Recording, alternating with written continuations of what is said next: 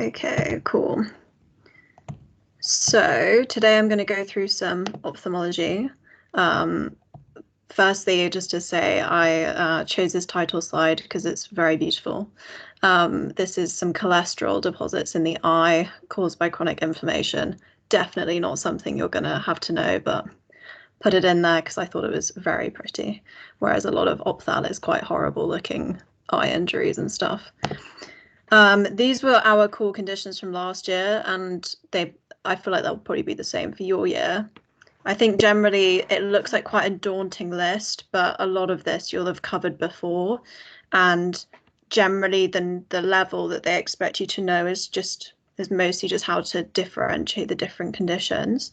And I think just doing like little and often can help, but I don't think this is as overwhelming as you might think it is. And they don't make up a huge number of questions in the exams, and usually it's quite a common condition, which we'll be going through a few today. So I wouldn't let it daunt you too much. So I think a good thing to know, and they really teach this very well in the Moorfields Day that you guys get, is like the anatomy of the eye.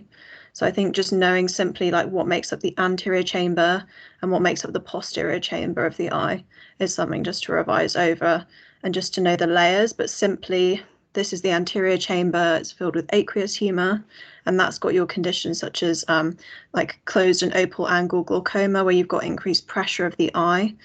And then the posterior chamber is made up of has vitreous humor in it, and that's got your retina and the vessels. So I think it's good to know which conditions affect either chamber, and the symptoms can be quite different depending on which one. And it's just worth knowing that the macula is your central vision, and then all of the other fibers do the peripheral vision as well. I think with ophthalmology, there's different ways you can split it up. So you can either do, and I'm kind of doing today, like gradual visual loss conditions rather than sudden onset. So you can do it that way. You could do it anterior chamber conditions, posterior chamber conditions, kind of whatever. I think go for whatever you think makes the most sense to you. But it's quite good to categorize conditions, in my opinion. So I was quite shocked by some of these statistics about blindness and visual impairment worldwide. So about 39 million people are blind, and it's quite common in a lot of children. And this is mostly in developing countries where there's higher risks of infections to the eye, trauma to the eye, and there's generally like poorer treatment availabilities. And I think this is pretty shocking that, you know, for a lot of these conditions, they were preventable in the first place, or they can be treated as well. And generally, the big one is cataracts, and there's glaucoma. And so these stats are obviously might be different to the UK ones, but I think it's just worth knowing like some of the quite common ones worldwide, and how obviously our services are much more improved than other countries around the world. Cool. So we've got a 52-year-old male who presents with loss of vision in his right eye over 4 years. And so I think what's worth asking, and I don't know why specifically my animations haven't come up, but it's asking them whether the visual loss is painful versus painless, both eyes, one eye, central peripheral vision, if there's like loss of color vision. So if we look at the image of this gentleman, do we think this is going to be a painful or a painless loss of vision? Because I think probably from the image, some of you might have an idea already about what's going on.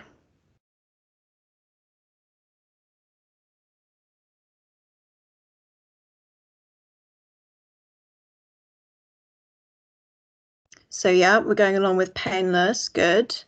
And he's obviously said that it's his right eye, but it's worth asking him what the vision is like in his left.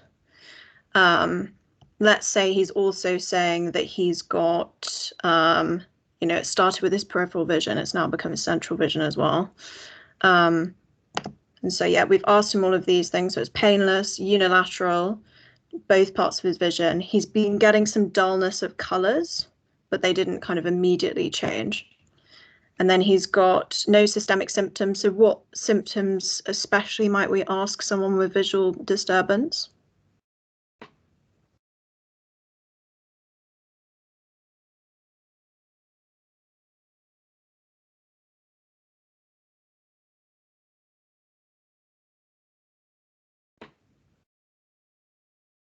And they're probably quite similar to your other red flags. So yeah, other neurological stuff would be good. So yep, headaches. And so it could be that this person's got a history of migraine and they get, you know, certain auras with that, or it could be as serious as they've got an infection. Yeah, but it'd be good to ask about joint pains because a lot of rheumatological conditions can have ocular manifestations. Good.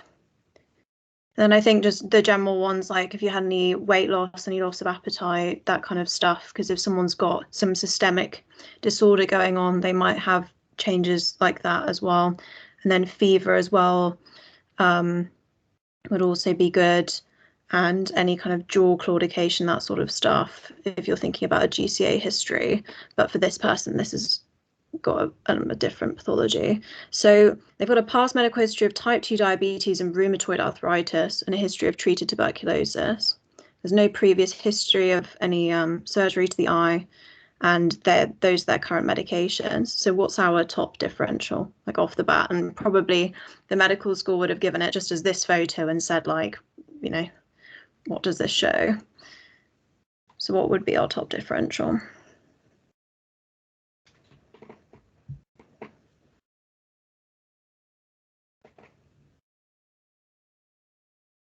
Yeah, so cataract. Yeah, so very common. And so what in the history in particular, why have I highlighted these two conditions? Why would this make someone more likely to develop a cataract? Because they're a bit young, really. I mean, 52, it's not as expected. You'd sort of expect probably over 70s, over 60s.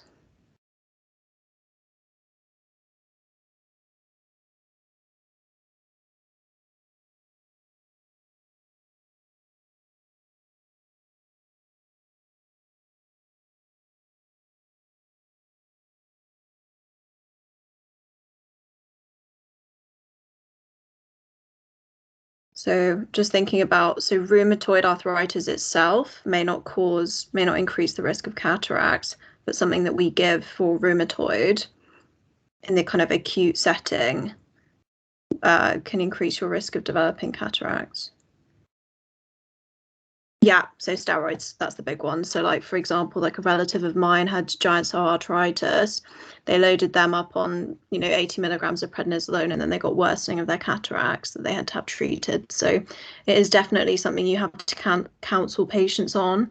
And then diabetes also increases your risk of cataracts.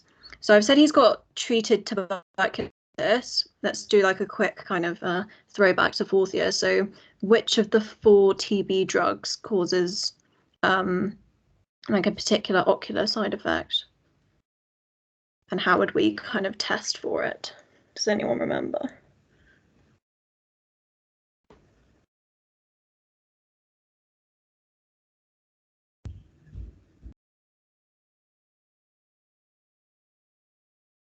Yep, good. So it's ethambutol. And what does ethambutol do to the eyes?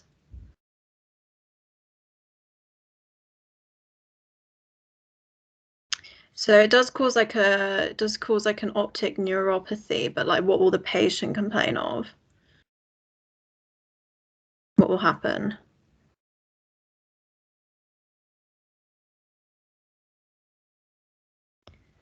And you test this with like I always say this wrong, but like an Ishihara plate. So it's the change their color vision. Fantastic. So they can get like problems with that. So you'd go use those plates with the TB treatment. So considering this person has lost their color vision, you have that in the history, you might also consider the past history of TB. But given it's unilateral, it would make it more likely to be the cataract than the previous history of ethambutol. Cool. So with cataracts, it's obviously affecting the lens of the eye, and the lens of the eye is typically this transparent structure, and it's got a capsule. And you don't really need to know this, but essentially it's got a nucleus and a cortex, and you can get denaturing of the proteins, which basically the cataract are like these crystals that become very, very hard, and they distort how light passes through the eye, and so they can get distortion of their vision. And so if you show them like a grid with the lines, the lines might distort as well. So yeah, cool. So yeah, it's the hardening of this, and it's just they sit like this. And it's the leading cause of blindness worldwide. And typically on examination, you'll see the loss of the red reflex. And so I've highlighted in orange the main risk factors. There's quite a few risk factors for cataracts, but as you can imagine, any kind of trauma, inflammation to the eye will increase the risk of cataracts. Steroids are the big drug. So other patients that you might consider is like the COPD patient that's had lots of oral courses of steroids. Any of the rheumatological patients, renal patients as well, may also develop this with like a long course. It's been linked to kind of poor diet. Smoking generally makes everything worse in the eye. It's part of normal aging just because of the damage, the progressive damage to the lens. And so yeah, I think those are the main ones to think about. The other ones I've put in kind of much smaller text because I think they're less important for our level. Cool. And so the history will be gradual onset, painless loss of vision. They might get glare with objects. They might get halos around lights. And for the congenital form of cataracts, the big one you'd be thinking about for your in like your peds history is rubella. Cool. 1 second. Okay, so for some reason it's doing all of my animations backwards, which is not particularly helpful. So does anyone know how we manage cataracts? And obviously I've slightly given it away by showing you guys.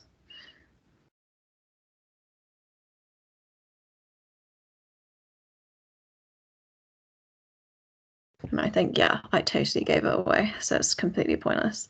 So yeah, so you're going to do surgery. So they show you a video on the Moorfields day, but essentially they break up the crystal and extract it and put in an artificial lens, which looks like, oh, now it's come back. So yeah, surgery is very effective. So if they gave you a kind of a scenario of a patient with cataracts that you were counselling, it can be done as a day case. It'll probably take them, 4 or so hours. There's always a risk of infection with any surgery, and cataract surgery is no different. And so if they have any kind of coexisting conjunctivitis, they'll treat that before they do the surgery. And so this is I like it as a surgery. I think it's quite simple. And I think you don't necessarily have to see it to understand it. But I think looking it up online is good. Cool. So let's do another case. So this is the same gentleman. He had his cataract removed, all hunky-dory, goes home, and comes back for his follow-up appointment where you notice this appearance of both of his retina. Given the image, what is the most likely diagnosis for this gentleman? And so I think even if you haven't done ophthalmology yet, generally like the way to approach this is to think which eye are we looking at? And so the optic disc sits nasally for everyone. And so this would be their right eye, whereas if it was over here, we'd be thinking this is their left eye. And then you've got your general vessels that branch around like this, your macula's kind of chilling around here. And so we look at the color of the retina, we look at the vessels. And so given that appearance, try and have a think about what could be going on. And so I think at this point, I think just give it a good go, basically, because all will be explained. So we've got non-proliferative hypertensive retinopathy, proliferative hypertensive retinopathy, and then the other two for diabetic retinopathy and sickle cell retinopathy.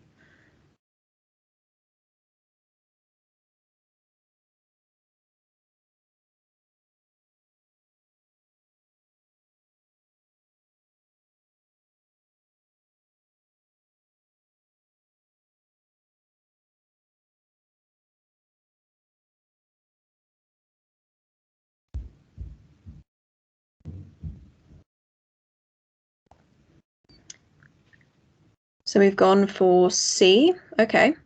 Yeah. So yeah, they've got a history of diabetes. So yeah. Maybe have a little bit of a think about why something might be called proliferative. So it's usually the appearance of the vessels, that there's new vessel formation. And so if we look here, so as Amrit suggested D, and I think it is okay to be unsure. And I think honestly, you can sometimes look at these and think, I'm actually not quite sure what's going on.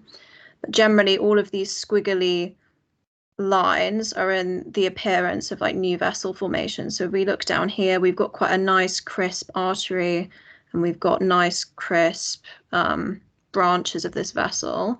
Whereas up here, we've got kind of all this sort of tangled, almost like tangled string. And those are these kind of new, very poorly formed vessels. And so you're both right, this is a diabetic retinopathy case, but it is at the proliferative stage. So we can go through this. So we've got evidence of neovascularization, so these very, very complicated, convoluted vessels. And those convoluted vessels are very prone to hemorrhage. And so we've got some here as well, which look like kind of small dark dots. And then you get exudates, which are these kind of very white, like calcium deposits. And I think that I never really understood why it was sort of hard and soft exudates, what are they really getting at? But generally it's the appearance. So a hard exudate will look like a very clearly defined dot in these cases, whereas a soft exudate will look more fluffy, and it has that kind of cotton wool appearance classically. So diabetic eye disease. So this is what a normal retina can look like. So we've got these very clearly defined vessels, and they have branches that are quite consistent. They look healthy. Whereas in diabetic disease, you get these hard exudates forming. So these are forming around the macula in this case. There's also a kind of cotton wool one down there. There's evidence of hemorrhage. Then there's some new vessel formation as well. I hope that makes sense. And so with diabetic retinopathy, it's good to think about the mechanism. And I think not to kind of, you don't need to know it in detail, but I think it just helps make a bit more sense as to like why it does this over time.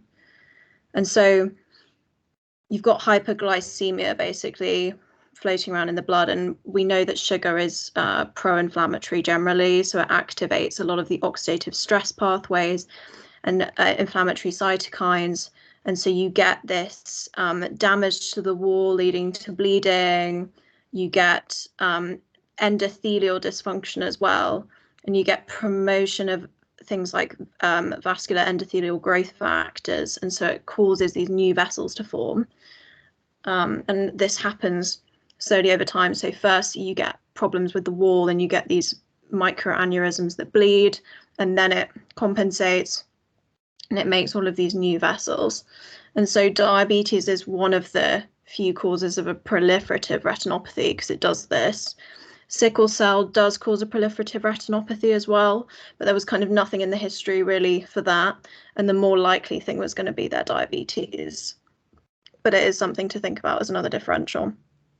And so the stages of diabetic retinopathy generally goes from aneurysms through to hemorrhage, and then the exudates form, and then you get the proliferation. And if the bleeds are so big, they can present with a loss of vision in one eye, because literally when you look through, all of the vitreous humor in the back of the eye is just filled with blood in it, and so they're not able to see anymore. It's generally a big cause of blindness in the West because of the high prevalence of uncontrolled diabetes. The eye disease is the most common microvascular complication, and the general mainstay is just treating the diabetes. But if they've got eye disease, you're thinking, is there another vasculopathy going on? So if they've got abnormal vessels in their eyes, they've probably got abnormal vessels in their kidneys, probably in their heart, that sort of stuff. And so it's good to also do bloods on these patients if they present with quite significant retinopathy. And every diabetes patient will get followed up with ophthalmology. So does anyone know kind of how often they'll get their diabetic eye reviews?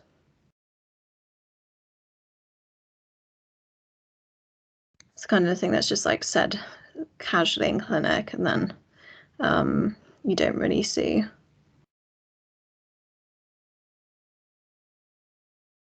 Yeah, so it's annually. Yeah, so that's the standard for most patients, unless they've got evidence of really significant disease. And so for any ophthalmology thing, if it was given in an OSCE, you want to talk about the fact that they're going to be given dilating eye drops to look at the back of the eye. And so I don't know if anyone has had this. I've had this, and your vision is generally blurry. When your eyes are really dilated, you go outside and you're like, oh my God. So it's good to advise them if they're going to go to like bring sunglasses, definitely not to drive afterwards, because they, with the glare of the sun, they won't be able to focus their eyes properly. So those things I would advise, but I doubt it would come up in an OSCE, to be honest. And so your management generally is controlling the diabetes and doing lifestyle modifications as well. Does anyone know what this is due to, this appearance?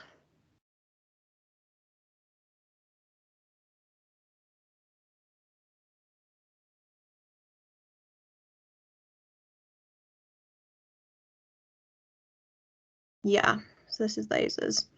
So sometimes this is mistaken for things like there's something called retinitis pigmentosa, which is where you get this peripheral pigment around the eye.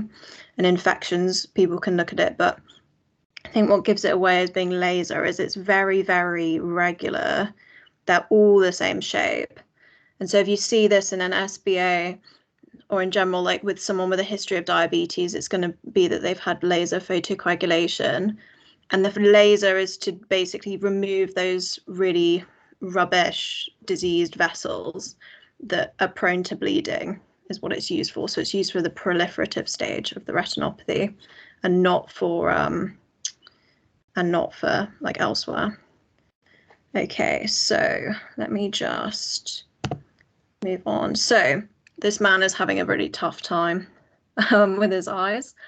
So you sort him out. He's very, very good and very conscientious with his diabetes and gets that under control. And so from that front, he's good. He's been going to his annual reviews and no problems have happened. But his recently with his life, things have taken a bit of a turn and he started using cocaine. He now complains of blurring in his vision bilaterally with generalized headache. And he's got an AKI and central chest pain with radiation through to the back. So if you've got that scenario, are you going to prioritize the eyes? Probably not. What might you be thinking of if you had that as a scenario coming into A&E? Like what would be your initial management before looking at his eyes? We will get back to his eyes, but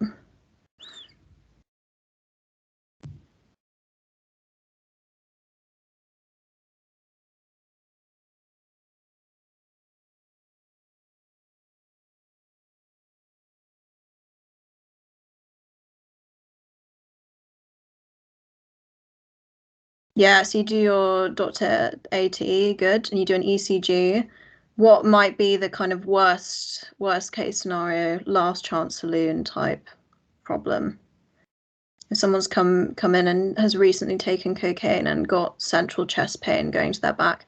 Yeah, so it could be a ruptured aneurysm, like if he had that already, but probably the more likely one be that he would dissect his aorta. And so what would be, let's just like go back to a bit of fourth year. So like what would be our best investigation for diagnosing a dissection?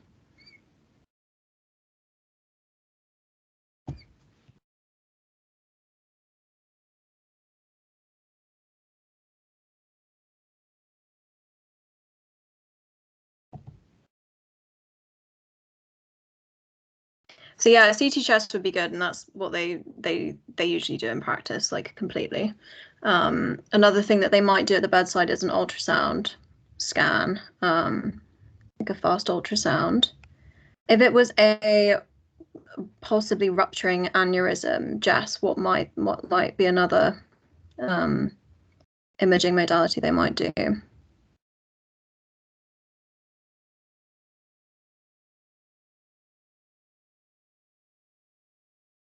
That's kind of an investigation that you think, like, would you really be able to do that if someone was like actually really unstable?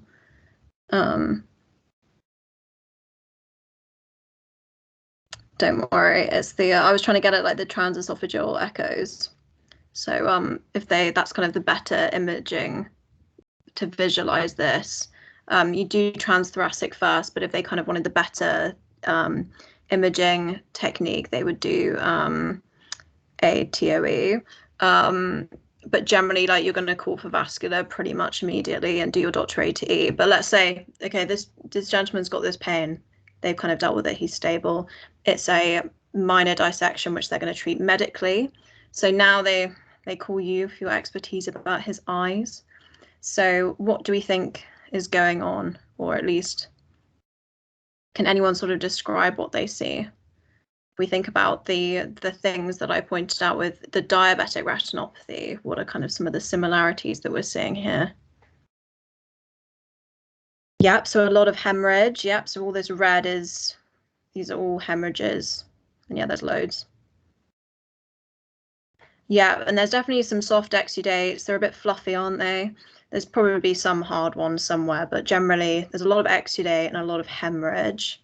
And so what would we call this type of retinopathy? And it's not a trick question, like, it's a very yeah, so this is hypertensive retinopathy, and it's, in this case, it's caused by the cocaine, and it's a sign of malignant hypertension. So this guy's probably running at a systolic of about 200. And so this would be a bit of an emergency, to be honest. Cool. So why is it doing none of my things? This is really annoying. So I was going to quiz you on the stages of hypertensive retinopathy, but I guess you know, you've been let off very lightly. So we start off with so generally, if his is a very acute presentation, so it's kind of all gone right to the end, but generally with someone with very like low grade hypertension who's, let's say, stopped their ACE inhibitor because they've got a cough or something, they'll firstly get some narrowing of the vessels.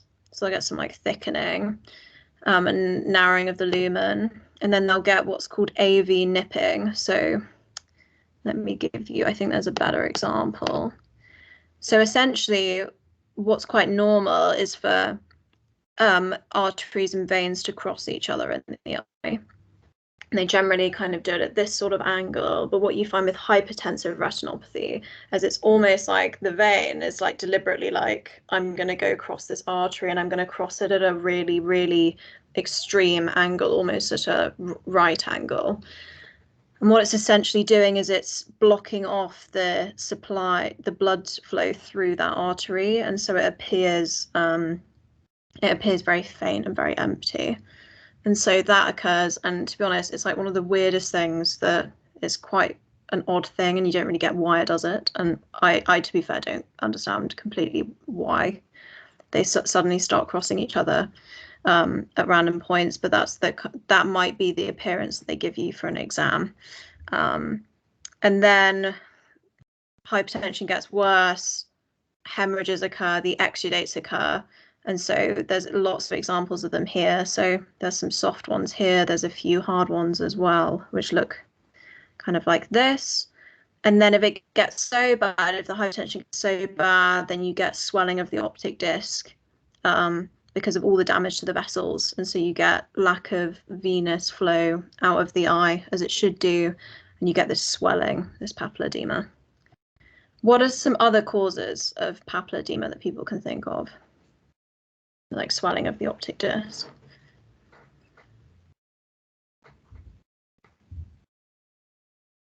And I'm very sorry, this was meant to be a bit more interactive, but all of my animations seem to be failing me this evening. So yeah, raised intracranial pressure is the big one. Yep. And why does it? Do you know why causing raised intracranial pressure swells the optic nerve, like why the anatomy makes that happen.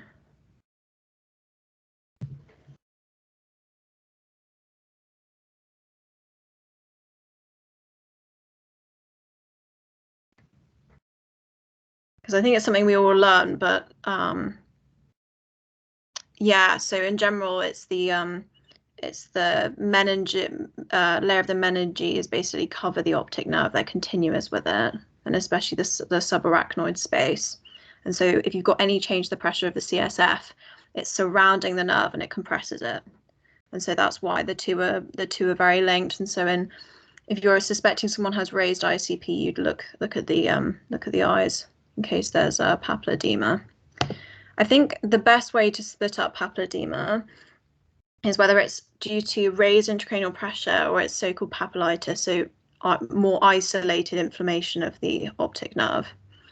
And so raised ICP, that's going to be anything from like infection to malignancy to malignant hypertension, any kind of obstruction. So in pediatrics, if they need a shunt putting in, trauma, subarachnoid hemorrhage, that kind of stuff. Whereas papillitis is more due to like there's a blockage of the major vein of the eye, and so blood isn't being able to be drained out, or the blood is pooling there and it's putting pressure on the optic disc. And the first sign can be that there's lack of venous pulsation, so the pressure is so high that the blood just isn't able to, it's just not naturally draining out of the eye.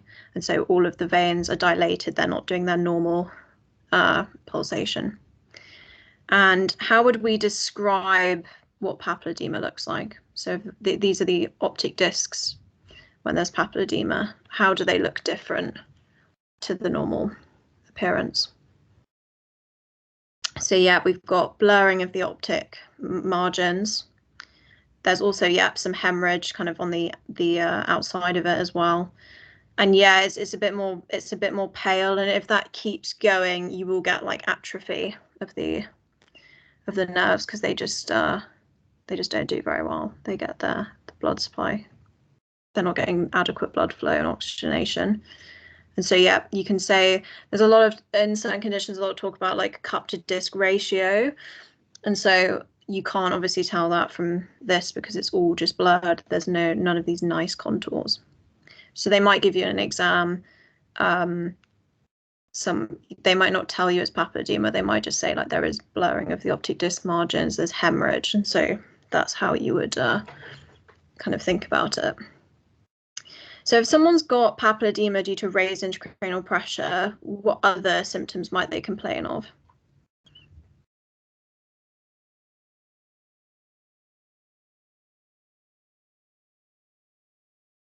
So yep, headache. Anything about the headache that might point it more towards an raised intracranial pressure pathology? So yep, associated nausea and vomiting would definitely be an important question to ask. And when might the nausea and vomiting happen?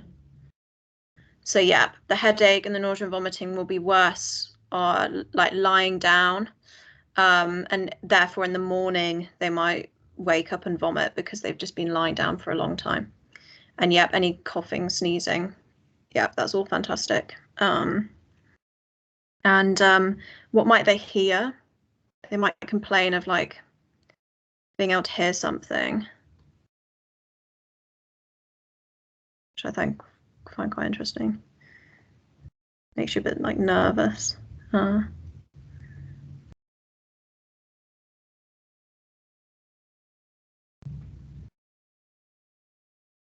So sometimes they can hear like a pulsatile tinnitus. So they might be able to, it's almost like they're hearing their heart rate. If they've got raised intracranial pressure, they can get this pulsatile tinnitus. Does anyone know any of the kind of medications that you might suspect if they're getting this raised intracranial pressure? Like what might make it worse or better?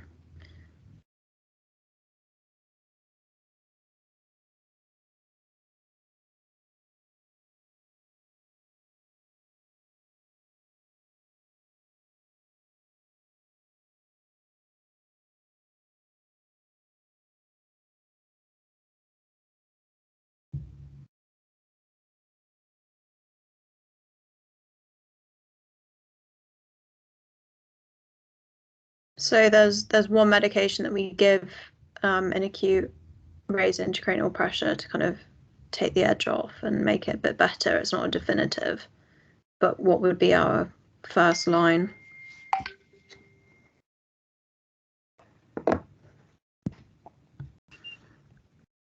So yeah, steroids. So yeah, I was just getting at steroids. So like improve them with steroids would be good. And then there's other risk factors like tetracyclines and the combined oral contraceptive pill as well. And then the first nerve that goes when they've got raised intracranial pressure is the abducens nerve, so the sixth nerve. I think that's because its course is quite long, and so they can get a diplopia as well on top of it. And so, as one of you said already, so the optic disc is sheathed in the 3 layers of meninges, and it's continuous with the subarachnoid space. And so that's why anything that's occurring in the brain can occur. Any raised intracranial pressure or CSF problems can then affect the eye as well. Perfect. So our guy's been sorted out. His eye problems are over. It's all good. We've got this other new lady that's come in because it wasn't believable to give him a 4th pathology, to be honest. So she's a 57-year-old lady who presents with worsening of her vision over 3 years. She describes how her vision is now, and it's shown in the image below. So she's got this black spot, this loss of her central vision. So what might be the underlying pathology? And I think if you're ever unsure, think about what supplies central versus peripheral vision. So yep, Noja's on it. So age-related macular degeneration, and yeah, well done, Maddie. And Maddie's gone for dry. Is that because it's the most common? Because I think at this point you don't know, but it is the most common. Like, and yeah, it's slower. So yeah, it's a good shout. Do you know what percentage of macular degeneration is dry? No, like generally, like it's a good one to go for. Yeah, so it's like 90% is dry. So we can go through like the 2 different types. And so macular degeneration is the degeneration of like the central vision, and you get this the pigment epithelium of the fovea gets destroyed, and it's generally like a painless bilateral disease, and it's responsible for a lot of blindness because obviously your central vision is so important that if you lose that, like to try and compensate with your peripheral vision, it's much more difficult. Whereas if you've got something affecting one element of your peripheral vision, some patients don't even notice. And as we'd already alluded to earlier, so there's 2 different types. And the way to kind of think about wet versus dry is that wet, they get neovascularization. So they get new vessels that form over the macula, and they bleed and they leak, and they just cause lots of problems with visual distortion. And that's the rarer type. Whereas dry, they just get this atrophy. They just get atrophy of the macula, and they get this slow blurring over years. And the most characteristic finding is this thing called drusen on the macula. So it's like this exudate, this kind of extracellular debris that forms. And generally, it's just this complement-mediated stress, and they get damage to that particular part of the eye. And so with dry, you just get this atrophic appearance, whereas with wet, you can get a hemorrhage over the macula. And you might see new vessels. And it's kind of like diabetic retinopathy, like the eye is not good at making new vessels. They're a bit rubbish, and so they bleed, and then you get problems. Does anyone know the risk factors for age-related macular degeneration? And obviously one is in the name, but like 2 of the others. So is it more common in males or females?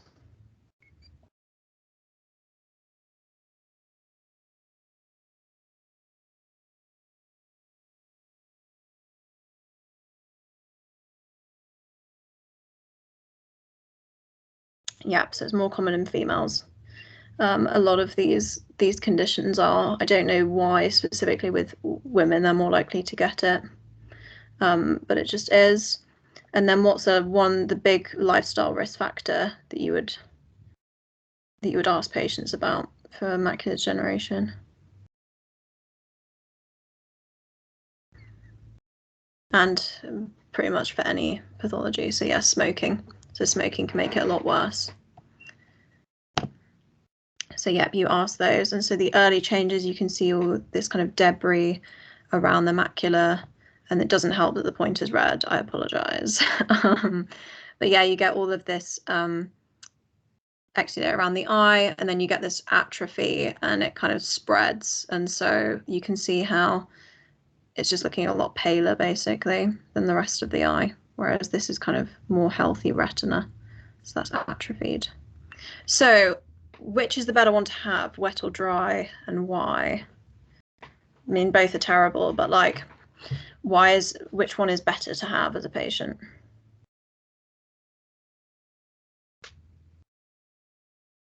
Okay, so we've got one for dry. Yeah, so it's a bit slower.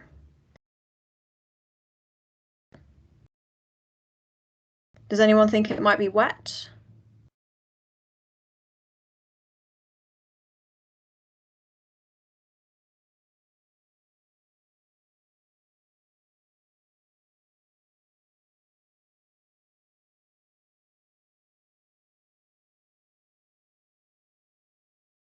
So one of the types causes just atrophy, and generally with atrophy, it's irreversible. It's very difficult to treat. Whereas with wet, you get atrophy, but first you get new vessel formation. And so what might you be able to do to the new vessels?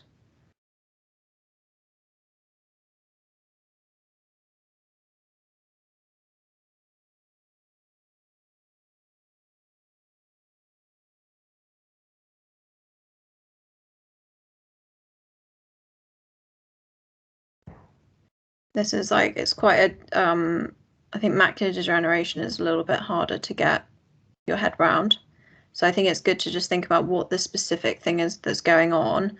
And then, you know, the kind of, is it atrophy, is it new vessels? And then think about what we might be able to do. So yeah, so you can treat wet macular degeneration with anti-vascular endothelial growth factors. So you're essentially stopping those new vessels from forming, which then bleed and cause damage. So like here, so this is the macula, and this is done with a fluorescein angiography, which is kind of the better view to look at it.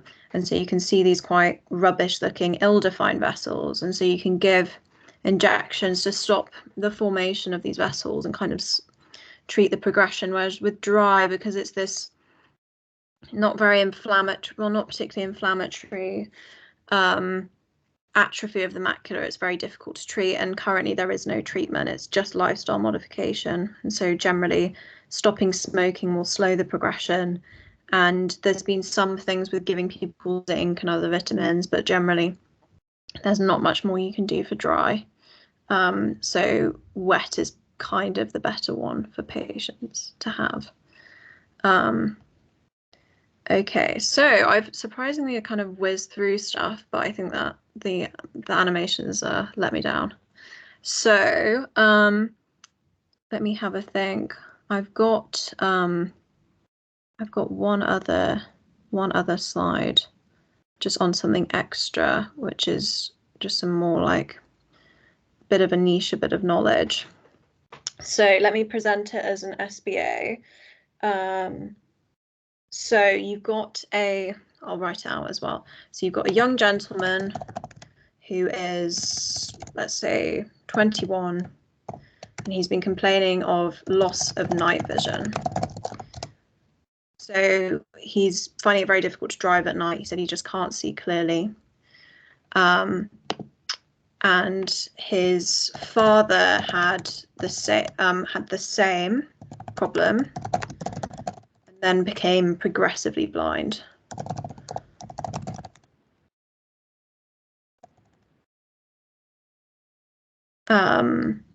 And so you see his retina, and it doesn't look particularly normal. Let me give you some appearances. Sorry, trying to do two things at once.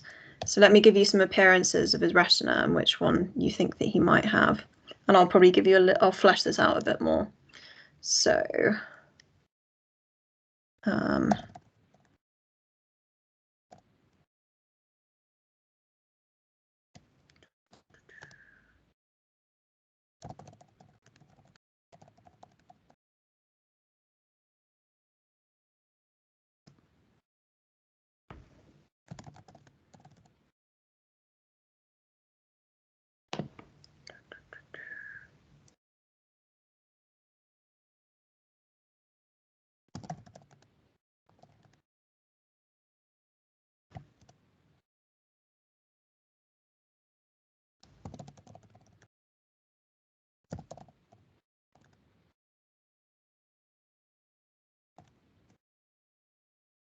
sorry, this is like such suspense for me writing this down.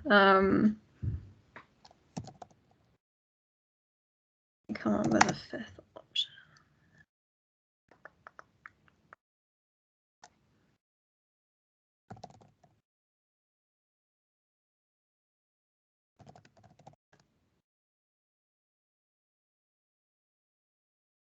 Okay.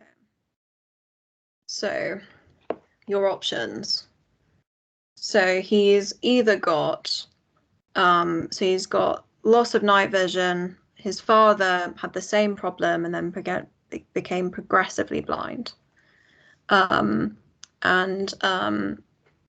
He's got, so the options are on his retina, you have a look. He's got flame hemorrhages and papilledema.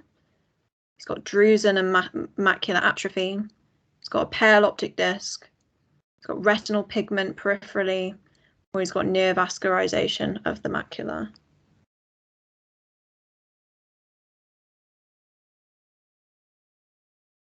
And I know this seems like the most vague history in the world, but this is it's quite a classic one. And you've all committed to D, and I'm relieved, but also I feel like my other options were bizarre. So what is the diagnosis we're going for? So you're correct, it's D, but what is the one that we're going for? So yeah, retinitis pigmentosa, like, well done. Yeah. And so this is a pigmentary retinopathy. So it has this appearance like spiders in the periphery, or like spiders' webs, I think is like what it's called. And so they generally lose their night vision first, and then it's peripheral, and they actually keep their central, and so their vision becomes kind of worse and worse and worse. I think if you have a patient with this, you should definitely look in their eyes, because it's not very often that you see them, but it's a very good history.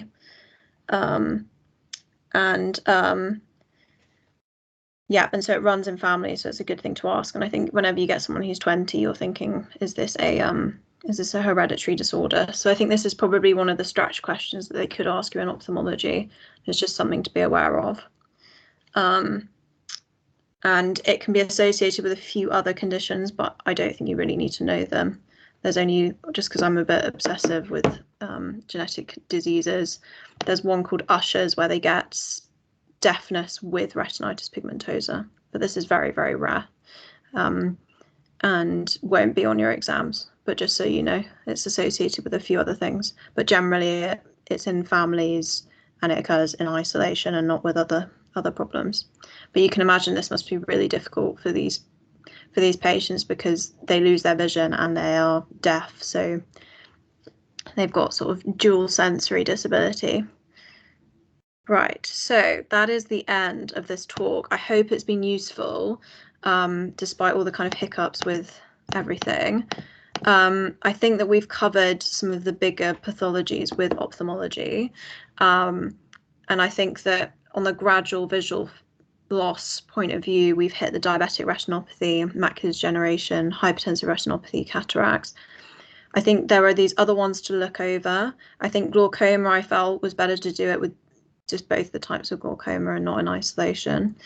An infection, Mark and I went over what a trachoma was last time. So that's like chlamydia infection of the eye, so chlamydia trachomatis, and that's the leading infectious cause of blindness worldwide. It's much more rare in this country, but it's something to think about. And I'll do a follow-up session on sudden visual loss because I think that will be a good one to rattle through, and we can do some emergency stuff as well, and a bit of crossover with GP.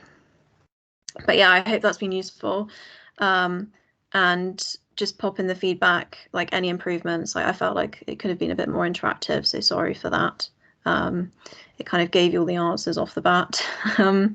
I think with ophthalmology, it can seem quite daunting. But I think looking at remembering the images of things and just having a think about just what the underlying problem is, you can then work out what to do. So for trying to remember which type of macular degeneration you can treat, just having a think about what one's new vessel, one's atrophy, and so it's a bit easier to treat the new vessels, for example. And just I think the Moorfields Day is like fantastic. I felt like they kind of went through everything in a morning, and it was really good. So I think definitely go to that, and it's definitely worth doing. Cool. I will stop the recording. Thank you all very much for your attendance.